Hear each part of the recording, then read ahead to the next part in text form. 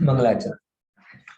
नमो हरिहंताणं, नमो सिद्धाणं, नमो आयर्याणं, नमो वज्रायाणं, नमो योगेशवसाय। मोक्षमार्गस्य नेतारं नेतारं कर्मभूततां ज्ञातारं विश्वतत्त्वानां वन्दे तद्गुणाराम।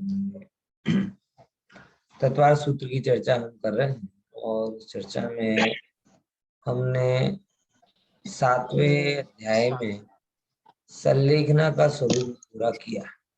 ठीक है, संलेखना ली नहीं है, लेकिन संलेखना लेने के लिए जितनी समझ की जरूरत होती है प्राथमिक रूप में वो समझ हमने पाने की कोशिश की। ठीक है ना। अब बात आती है, ये तत्वार सूत्र के जो 7 अध्याय है ना, 7वें अध्याय में 3 मेजर चैप्टर आते हैं। उनमें एक चैप्टर आता है स्वरूप का, एक चैप्टर आता है भावना का, और फिर उसके बाद आते हैं चैप्टर अतिचार का। ठीक है, क्या बोला, कौन कौन से 3 मेजर पोर्शन है 7वें अध्याय में। पहले नंबर बताया जाएगा स्वरूप। ठीक है, फिर स्वरूप के साथ बताई जाएगी उस संबंधी भावना, और भावना के बाद में फिर बताया जाएगा अतिचार। ठीक है, तीनों बातें आ गई ख्याल में। स्वरूप में डेफिनेशन आती है, भावना में सपोर्टिंग सिस्टम आता है कि किस प्रकार के भाव रखे जाएं सपोर्टिंग रूप में, और अतिचार, अतिचार में यह बात आती है कोई व्यक्ति कितना भी ध्यान रखे तो भी उसके अंदर में कुछ ना कुछ दोष रह जाते, तो उन दोषों को दूर करने के लिए अतिचार समझाया जाता है। अतिचार के माध्यम से आपको दोषों को समझना है और पुरुषार्थ के माध्यम से आपको उन दोषों को दूर करना है।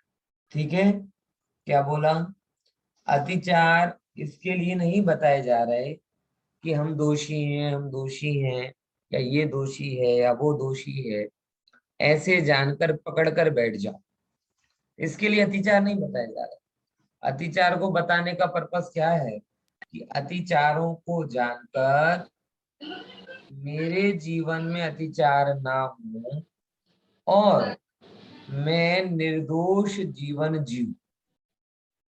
अगर भूल से लग रहे हों तो उनका प्रायश्चित करूं, परिमार्जन करूं, वही इसका मेन हेतु है। हमारे यहाँ हमेशा इसीलिए बताया जाता है, बिन जाने ते दोष गुणन को कैसे तजिए गहिए, कि अगर आप दोष को दोष नहीं जानोगे, गुण को गुण नहीं जानोगे, तो दोष कैसे छोड़ोगे और गुण को कैसे ग्रहण करोगे। आपको पता है ना, पहले के टाइम पर माताएं बहनें, अभी तो सब प्रोसेस्ड फूड लेकर आती, पहले के समय में तो कैसा होता था, रॉ मटेरियल लेके आते थे तो फटकते थे, गेहूं में से कंकर निकाले जाते थे, कंकर अलग किए जाते थे, मिट्टी अलग की जाती थी, गेहूं अलग किए जाते थे, बीना जाता था, छाना जाता था, कितनी सारी प्रोसेस की जाती थी, बराबर। अब ये जो जिसे गेहूं चाहिए है, उसे गेहूं के कंकर का ज्ञान होना चाहिए कि नहीं होना चाहिए। किसके लिए, रोटी बना के खाने के लिए नहीं, गेहूं में से कंकर निकालने के, बराबर। समझ में आया। अब बस यही बात यहाँ पर अपने को विचारनी है कि हमको भी दोषों का ज्ञान होना चाहिए, लेकिन इसके लिए नहीं कि लोग कि हम उन दोषों में फंसे रहे, कि लोगों को दोष वाले समझते रहे, इसके लिए नहीं, बल्कि इसके लिए कि दोषों को जानकर हम गुणों को ग्रहण करें और दोषों को छोड़ें। ठीक है, तो जो 14 चीजें हमने पढ़ी थी, कौन कौन सी 14 चीजें बताएगा कोई मुझे, कौन कौन सी 14 चीजें हैं 7वें अध्याय में, 14 थिंग्स हैं, कौन कौन सी हैं बोलो। एक मेन, एक फल, और एक सेंटर, 12 चीजें सेंटर में। सम्यक दर्शन मूल है, 12 व्रत मध्य है और सल्लेखना अंत, यानी 14 चीजें हैं, 14 थिंग्स हैं जो पूरे 7वें अध्याय में बताई गई, और हम यहाँ उन 14 चीजों का ही ज्ञान करें, ठीक है। और 14 चीजों में क्या क्या अतिचार लगते हैं उसको भी समझेंगे। ओके, देखो जरा विचार करते हैं 14 चीजों में कौन कौन से अतिचार लगते हैं। पहले नंबर की बात आती है सम्यक दर्शन, सबसे मूल था ना सम्यक दर्शन, तो सम्यक दर्शन के अतिचार पहले समझते हैं। यहाँ पर आता सूत्र है, आप लोग दोहराएंगे। शंका कांक्षा, बोलो, शंका कांक्षा, विचिकित्सा, अन्य चिकित्सा, अन्य दृष्टि, अन्य अन्य दृष्टि, दृष्टि, संस्तवः, संस्तवः, सम्यक दृष्टेरतिचाराः, सम्यक दृष्टि, प्रतिचारा। फिर से शंका कांक्षा विचिकित्सान्य दृष्टि प्रशंसा, शंका प्रशंसा, संस्तवाः,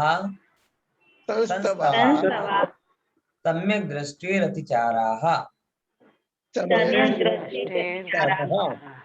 चलो बहुत बढ़िया। अब जरा विचार करते हैं, सबसे पहले समझते हैं अतिचार क्या है। कोई बताएगा अतिचार का क्या स्वरूप है? अतिचार का क्या स्वरूप है, कोई बताएगा?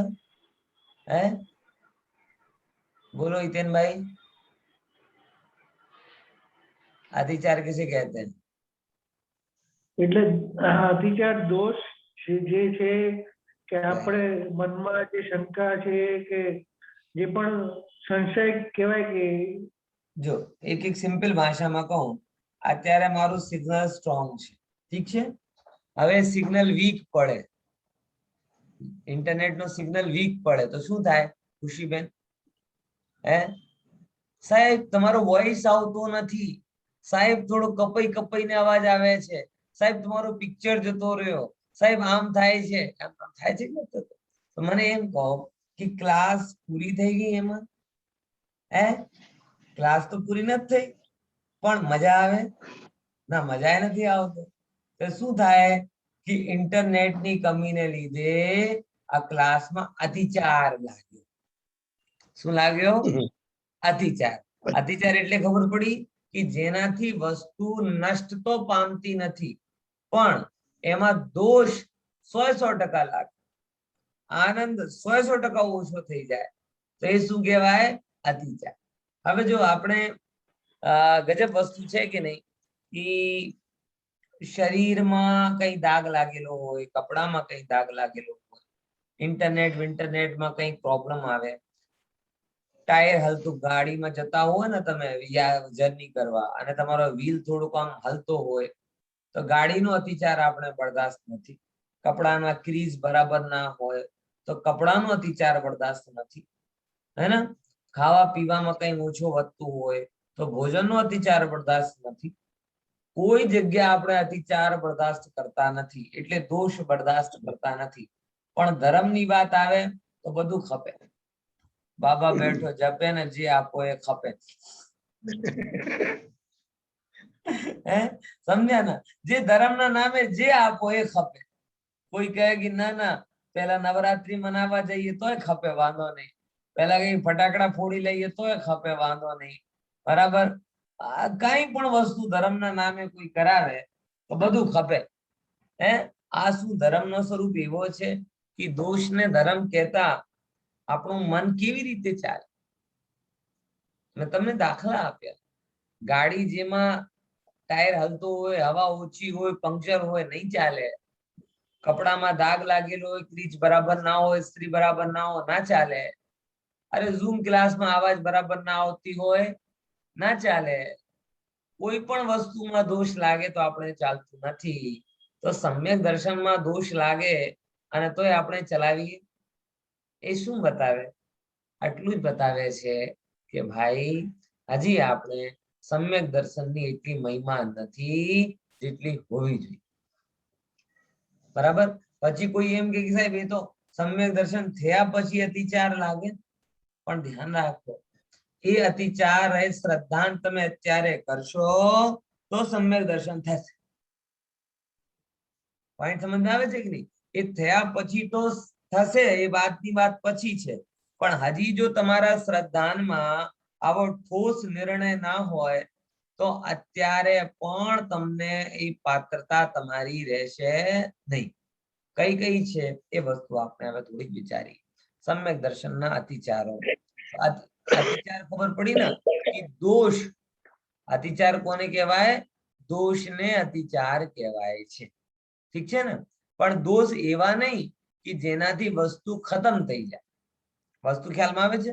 અતિ દોષ એવા નહીં કે વસ્તુ ગાયબ થઈ જાય, નષ્ટ થઈ જાય. વસ્તુ રહેશે. સર તેમાં કમી આવી જાય એવું કહી શકાય, એના પરફેક્શનમાં કમી આવી ગઈ. પરફેક્શનમાં કમી બોલો કે જે કહેવાય પૂર્ણતામાં જેમાં ઉણપ દેખાય. વસ્તુ તમે પેન્ટિંગ બનાવો છો ને, બરાબર ને, કોઈ લાઈન સેજ વાંકી ચૂકી થઈ જાય, બરાબર ને, તો વાંકી ચૂકી સેજ લાઈન થઈ જાય એવું નથી કે પેન્ટિંગ નષ્ટ થઈ જાય, પણ એ તમને એમ જોવા ગમતી નથી. અને કલાકારના શું થાય પછી એ જ જગ્યા બાજુમાં ધ્યાન બાર જાય કે આ બધું થી પણ આમાં ગડબડ થઈ, આમાં ગડબડ થઈ. આ છે અતિચાર, કે આખા સૌંદર્ય નષ્ટ થઈ જાય. પોઈન્ટ સમજમાં આવે છે? ખ્યાલમાં આવે? તો વસ્તુ નષ્ટ નથી થતી, પણ એનો સૌંદર્ય નષ્ટ થઈ જાય જે દોષોથી, એને આપણે અતિચાર કહીએ છીએ. એ અતિચાર 5 પ્રકારના છે સમ્યક દર્શનના. અહીં સમજીએ. સૌથી પહેલા શંકા, બીજું કાંક્ષા, ત્રીજું વિચિકિત્સા, ચોથું અન્ય દ્રષ્ટિ પ્રશંસા, પાંચમું અન્ય દ્રષ્ટિ સંસ્તવ. ઠીક છે? ફરી એકવાર નજર કરીએ. સરળ ભાષામાં કહીએ તો શંકા એટલે શંકા કરવી, કાંક્ષા એટલે અભિલાષા કરવી, વિચિકિત્સા એટલે જુગુપ્સા એટલે ઘૃણા કરવી, પછી જે છે અન્ય દ્રષ્ટિ પ્રશંસા और अन्य दृष्टि संस्तव એટલે અન્ય મિથ્યા દ્રષ્ટિ જે મત છે એ મતોના મિથ્યાત્વ પોષક કાર્યોની પ્રશંસા કરવી, સ્તુતિ કરવી, એ બધા સમ્યક દર્શનના 5 અતિચાર છે. સમ્યક દ્રષ્ટિના પણ 5 અતિચારો છે કે એવા હોય તો સમ્યક દર્શનમાં દોષ લાગે. ઠીક છે ને? સરસ. આપણે પછી આગળ એનો ખુલાસો આગળ છે એટલે એમાં ધ્યાન કરીએ. સૌથી પહેલા શું લીધું? શંકા. તો શંકામાં શું કહે છે? જો બહુ સુંદર ડેફિનેશન આપી છે. શંકા કોને કહેવાય? આત્માને અખંડ અવિનાશી જાણીને પણ 7 પ્રકારના ભયોને પ્રાપ્ત કરવું. બરાબર. શું કીધું? આત્માને કેવા હોવા છતાં आत्मा ने पूरा जाने, शुद्ध जाने, अखंड जाने, और ऐसा होने के बावजूद भी 7 प्रकार का भय अंदर में हो. अरे एक तरफ आत्मा को अनादि अनंत माने और दूसरी तरफ कहीं मरी ना जाइए, आप मरने का भय हो. ये नहीं लगता विरोधाभास? ज्ञानी तो मृत्यु को चुनौती देता है. आना हो तो कल नहीं आज आ जाए, और नहीं आना हो तो कभी भी आ, हमें कोई फर्क पड़ता नहीं. हमने जान लिया आत्मा अनादि अनंत है, हर चीज की तैयारी है, हर चीज की तैयारी है. अनंत काल तक लाखों वर्षों तक जीवूं या मृत्यु आज ही आ जावे. ये कहने में बड़ा सरल है भैया, लेकिन इस चीज को गहराई से समझना बहुत पुरुषार्थ का काम है. नहीं तो मरण के नाम पर अच्छों की नींद उड़ जाती. मरण का जैसे कि ना भणकार भी सुनाई दे ना किसी बात को लेकर, तो अच्छे क्या हो जाते, घर में दुबक के रह जाते. ये चीज, ये भय संज्ञा है. आत्मा की अमरता को जानने वाला भयभीत नहीं होता. ई भव भय, पर भव में क्या होगा? अब बताओ, अगर आपने कर्म सिद्धांत को समझा है तो परभव का भय रहेगा? मैं आपसे पूछता, नहीं रह सकता। पर भव भय कैसे रहेगा? क्योंकि जब जान रहे हैं कि देखो, चाहे आत्मा से रहित होकर, आत्मानुभवन से रहित होकर मैं चाहे नरक में जाऊं चाहे स्वर्ग में जाऊं, तो मैं दुखी दुखी और दुखी ही हूं। और आत्मानुभवन से सहित होकर चाहे मैं नरक में जाऊं और स्वर्ग में जाऊं, तो मैं सुखी सुखी सुखी ही हूं। आत्मानुभवन पूर्वक अगर मैं भिखारी के घर में भी जन्मूं तो सुखी, और आत्मानुभवन से रहित होकर मैं चक्रवर्ती का पुत्र बनूं तो दुखी। तो परभव में क्या होगा, परभव में क्या होगा, इसका क्या भय रहेगा बताओ? इस भव में क्या होगा? सेम बात है। तो इस भव भय 7 प्रकार के भय होते हैं ना, ई भव भय, पर भव भय, मरण भय, अगुप्ती भय, अकस्मात भय, वेदना भय। ख्याल में आया है? ई भव, पर भव, मरण भव, वेदना, अकस्मात, अनरक्षा भय। ये 7 प्रकार के भय होते हैं। कौन कौन से? फिर से समझ लो। ई भव भय मतलब इस भव में क्या होगा, पर भव भय मतलब अगले भव में क्या होगा, समझ में आया? मरण भय, मरने के समय क्या होगा। वेदना भय, अब समझो, वेदना किसी सम्यक दृष्टि को, देखो वेदना तो रहती है क्योंकि वेदना तो कर्म का उदय है, उसको नहीं होगा ऐसा थोड़ी है। लेकिन समकिति, आप मुझे एक इतनी सी बात बताओ, एक्चुअल में भय वेदना का है कि मुझे वेदना हो रही इस बात का भय? सोचो, मैं बहुत, देखो आपको प्रैक्टिकली बताओ, जब आप शरीर के प्रति अत्यंत रागी होते ना, ऐसा समझो, मैं अपनी रियल घटना बताता हूँ कि मैं जब क्रिकेट खेलता था, तो क्रिकेट खेलते खेलते एक बार कैच लेने के लिए दौड़ा, ग्राउंड में था, और अपन तो स्कूल में क्रिकेट खेलते थे तो इतने अच्छे स्पोर्ट्स शूज भी नहीं थे, तो नंगे पैर क्रिकेट खेल रहा था और कैच लेने के लिए दौड़ा, और दौड़ते दौड़ते नीचे कांच का इतना बड़ा टुकड़ा पड़ा हुआ, वो पूरे पैर में लग गया और खून खून खून खून हो गया। लेकिन आश्चर्य की बात यह है कि मुझे पता तक नहीं चला। जब कैच लेके सब सेलिब्रेशन हो गया, तब लोग कह रहे कि अरे ये खून कहाँ से आ रहा, तब अरे तेरे पैर में लगा। मतलब कांच लग गया, उसको लेकर मैं दौड़ गया, दौड़ने के बावजूद भी सेलिब्रेशन कर लिया, और तब तक पता नहीं चला कि पैर में कांच लगा। और जब तक पता नहीं चला था तब तक दौड़ रहा था, अब पता चल गया तो अब पैर भी नहीं रख पा रहा। अरे कांच लगा है पैर, यार क्या हुआ, क्या बदला, क्या मुझे इतना पता है? वेदना का कारण क्या है मुझे इतना बताओ। कांच का लगना ये वेदना का कारण है कि मुझे कांच लगा, इस बात का ज्ञान होना वेदना का कारण है।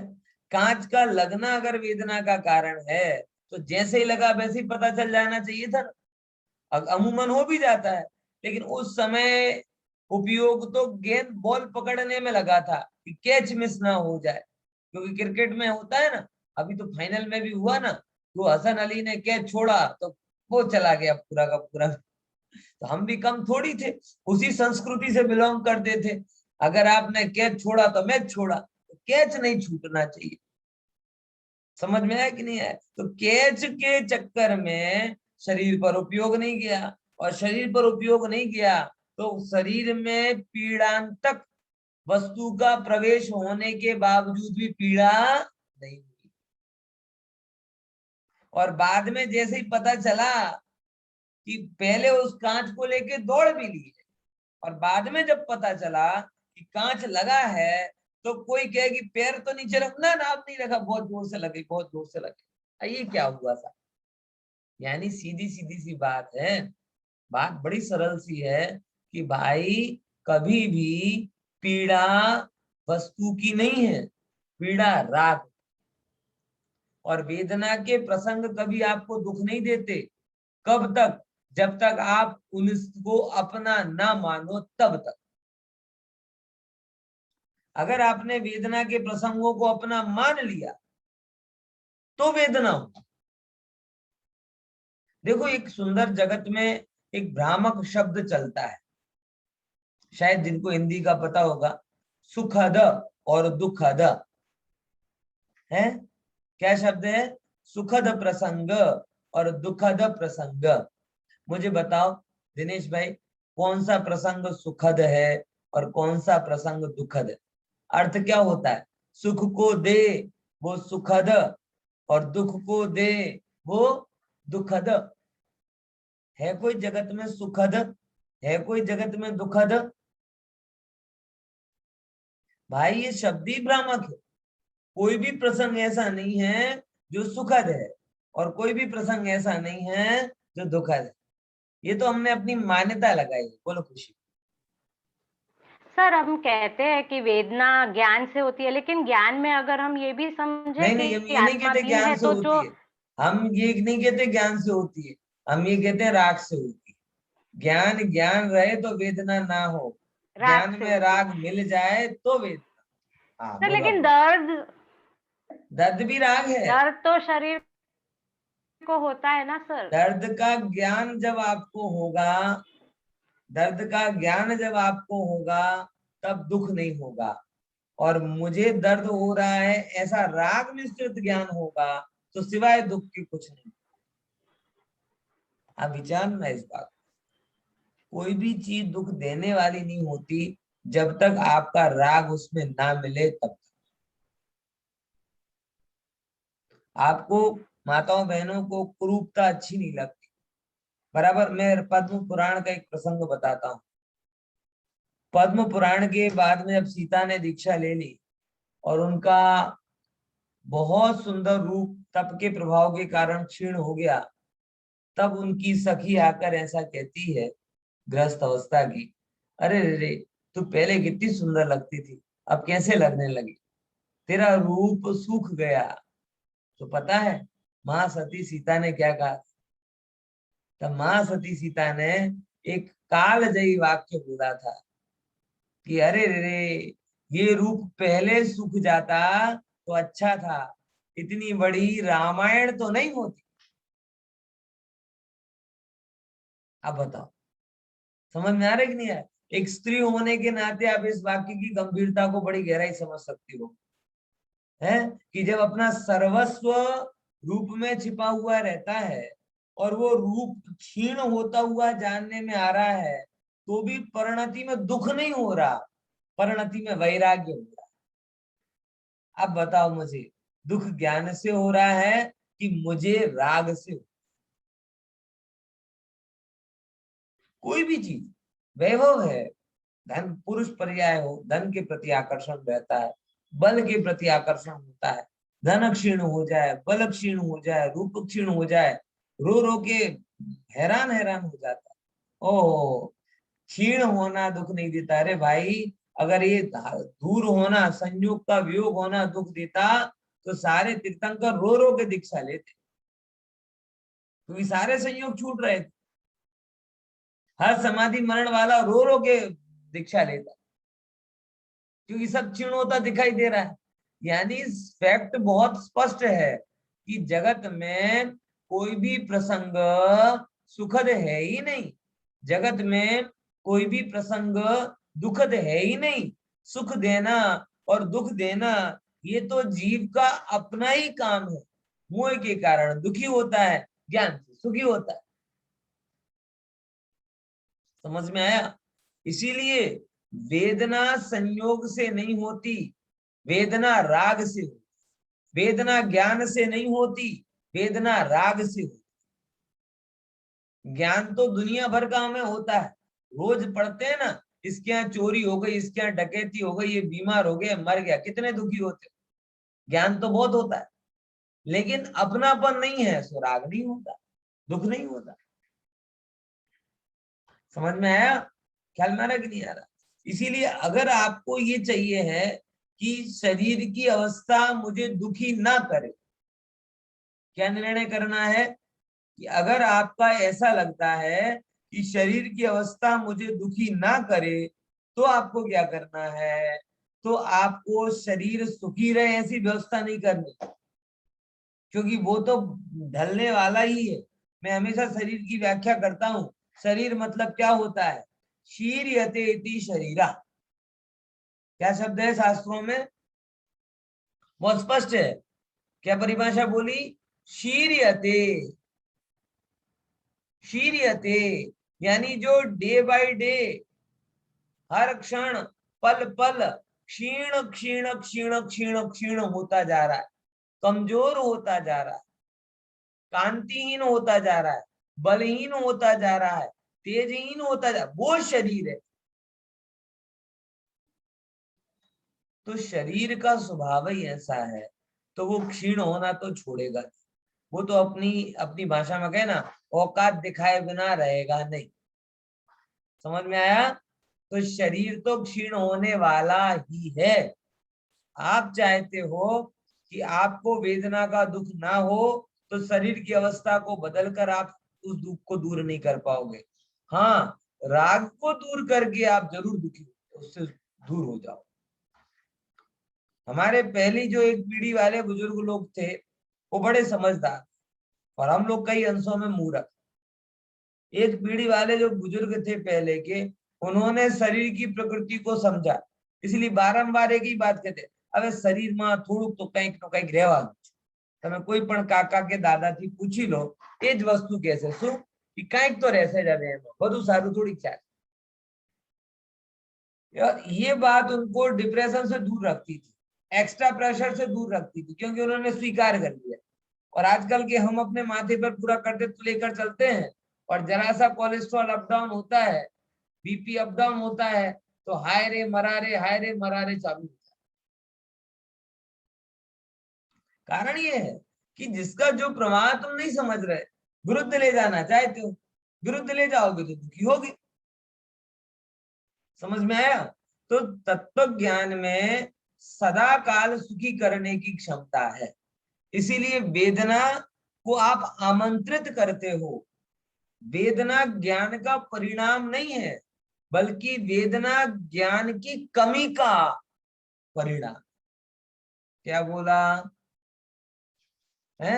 आप ये मत समझो कि जाना इसीलिए दुख हुआ, ये समझना कि जानकर अपना माना इसीलिए दुख हुआ।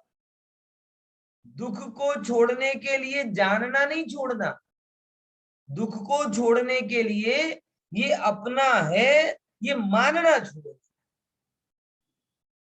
पॉइंट समझ में आया कि नहीं आया? जानना छोड़ के कौन सुखी हो पाया है? वो तो जड़ होना है।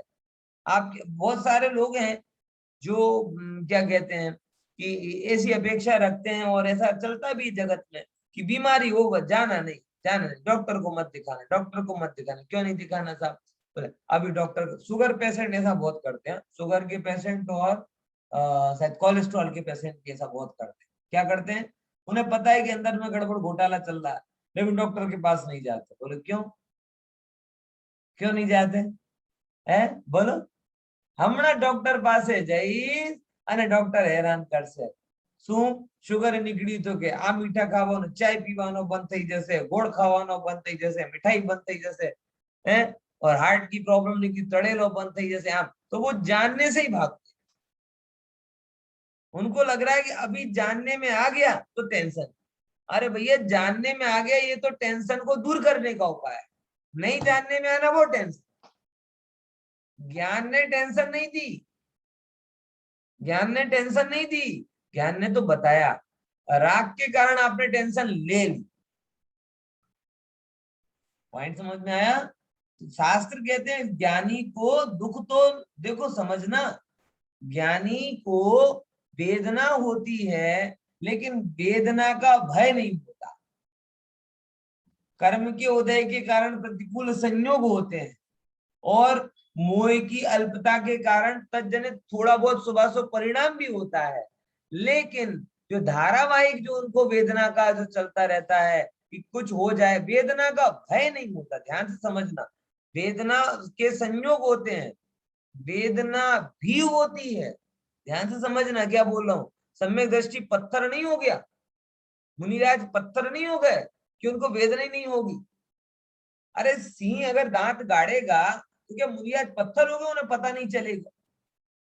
अगर कोई आग लगाएगा तो क्या वो पत्थर हो गए कि उन्हें पता नहीं चलेगा? वेदना भी होती है, वेदना का ज्ञान भी होता है, लेकिन उनको वेदना का भय नहीं। पॉइंट समझ में आया? क्या बोला? भय मतलब કંઈક થઈ જશે તો, કંઈક થઈ જશે તો, કંઈક થઈ જશે, અરે જે થવાનું હશે થશે। आगे इसीलिए उनको वेदना भय नहीं, वेदना है, वेदना का निषेध नहीं। जब अगर वो बाहर में है और ज्ञान है, और ज्ञान में भूमि का अनुसार संतुलन का राग है, जैसे यशोधर मुनियाज है, चीटियां काट रही है, पीछे के चित्र में दिखाई दे रहा है, सांप डाल के गए, चीटियां काट रही, उपसर्ग है, तो ऐसा थोड़ी कि ना पता ही नहीं चला होगा। ये पता नहीं चलना ये तो ज्ञान की कमी का चिन्ह है। बहुत सारे लोग हाइपोथेटिकली सोचते हैं, क्या मुनियाज को तो पता ही नहीं चलता होगा। अरे इंद्रियों ने काम करना थोड़ी बंद कर दिया, पता ही नहीं चलता होगा। पत्थर थोड़ी बन गए, जादू मंत्र थोड़ी कर रहे हैं कोई, जो हो रहा है वो तो जानेंगे ना। हाइपोथेटिकली सब कल्पना कर लेते हैं, तत्व को समझते हैं नहीं, यथार्थ को समझते हैं नहीं है, और हाइपोथेटिकली वो पता ही नहीं चलता, पता ही नहीं चलता। अरे पता ही नहीं चलता ऐसा नहीं है, सब पता चलता है, लेकिन वो अपना उपयोग उसमें अटकाते नहीं। वो ये मानते हैं कि ये जो हो रहा है ये बाहर की दशा है, मेरा काम नहीं है, कर्म के उदय के कारण है, जब तक उदय चलेगा तब तक चलेगा। यशोधर मुनि आज से मन पर ज्ञानी थे तो अवधि ज्ञानी भी हो सकते थे, लेकिन बैठ के अवधि ज्ञान की कैलकुलेशन नहीं लगाई उनने कि कब तक कौन उपसर्ग, हम तो उपसर्ग करते नहीं, अब हम तो मुनि आज हैं, हम अपना उपसर्ग कैसे दूर करें, अब कोई आएगा तब उपसर्ग दूर करेंगे, और ये सैनिक नालायक है जिसे पता नहीं चलता है ये अभी तक, और ये सब साधर्मी नष्ट भ्रष्ट हो गए हैं, किसी का अनुराग नहीं है, वात्सल्य नहीं है, कोई मुनियों को दुख दूर करने के लिए आता नहीं है, काल खराब हो गया है, कुछ व्यर्थ में नहीं पड़े। देखो सांप डला है तो भी आत्मा में है, और जब उतार दिया उसने श्रीपाल और उन्होंने, तब भी क्या है, सैनिक और उन्होंने चेलना ने, तब भी आत्मा में। ये है मुनि का गौरव, ये है जैन धर्म। बराबर? समझे कि नहीं समझे? अवधि ज्ञानी है। देखो मैं तो ये कहता हूँ, मेरे ऑफिस में क्या एक एक भाई है, वो मतलब जो भी सैलरी हर दिन काउंट करता है, आज 6 घंटे काम किया, 6 घंटे में कितनी सैलरी मिलेगी, आज 6.5 घंटे काम किया कितनी मिलेगी, बोनस 9 घंटे काम किया कितनी, रोज कैलकुलेटर खोलता है। ये इनके पास अवधि ज्ञान का कैलकुलेटर था मुनियाज के पास, कि जैसे ही सांप डला तुरंत कैलकुलेट करके बता सकते थे कि 10 घंटे बाद सैनिक गया है और अभी चिल्ला के सामने वापस आएगा, तब तक बैठे रहो, बस 10 घंटे तक संभाल दो, बस 12 घंटे तक संभाल दो। क्या किया था इन्होंने, यशोधर मुनियाज ने? यशोधर मुनियाज ने जैसे ही सांप डला था तब से लेकर अवधि ज्ञान होने पर भी, मान के चलते हैं, तो भी उन्होंने वो अवधि ज्ञान के द्वारा ये विचार नहीं किया कि मैं उपसर्ग स्वयं दूर कर दूं या कब दूर होगा इसकी कैलकुलेशन लगा, आत्मा में रहे। ये जैन धर्म है भाई साहब, ऐसे ऐसे जैन धर्म होता है। तो वेदना आपको तब तक वेदित नहीं करती जब तक आप स्वयं दुखी होने के लिए तैयार ना हो। तो 4 भय हो गए, ईभव भय, परभव भय, मरण भय, वेदना भय, अकस्मात भय, बहुत बड़ा खतरा, कुछ हो ना जाए, है? समझ में आया कि नहीं है? अरे रोज भारत जैसा देश है, इतना ट्रैफिक है, इतने दूर दूर ऑफिस होते हैं, बराबर, हर गृहिणी को ये चिंता रहती है, अरे रे ये रोड पे आ रहे हैं कुछ हो ना जाए। अरे कुछ अनहोनी होती नहीं, अकस्मात कुछ होता ही नहीं। जो जो देखी भीतराग ने, सो सो होसी बीरा रे, अनहोनी होसी नहीं जग में, काहे होत अधीरा रे। क्यों अनहोनी होती नहीं? समझे? तो विचारना, अकस्मात कोई है क्या? कुछ अकस्मात, अकस्मात है वो सिर्फ हमारे ज्ञान के विरोध में है, वस्तु व्यवस्था में कोई अकस्मात नहीं। क्लियर? अकस्मात भय हो गए, कितने भय हो गए? ईभव भय, परभव भय, मरण भय, वेदना भय, अकस्मात भय। अब दो भय और बड़े गजब है। अगुप्ती भय, ये सबसे खतरनाक। जैसे कि ना पेज 3% वालों के लिए सबसे खतरनाक भय कौन सा? अगुप्ती भय, कि लोग मेरे सीक्रेट को जान ना जाए, लोगों को पता न चल जाए कि सफेद कपड़े के पीछे इतना नालायक आदमी बैठा। समझे? है ये कौन सा भय कहलाता है? अगुप्ती भय। पता ना चल जाए। ये सब क्या है? जीवन में जितने लोग जितने प्रकार का जीवन जीते हैं ना, उनको ये भय बहुत रहता है कि क्योंकि जिनका अंदर का व्यक्तित्व निर्मल नहीं है, बाहर से नीट एंड क्लीन दिखते हुए फिरते हैं, उनको बारंबार कोई भी ब्लैकमेल करके चला जाता है? ब्लैकमेल करके चला जाता कि नहीं चला? अभी तुम हमें इतने पैसे दो, नहीं तो हम तुम्हें बता देंगे। अरे ऐसे क्यों घबराते?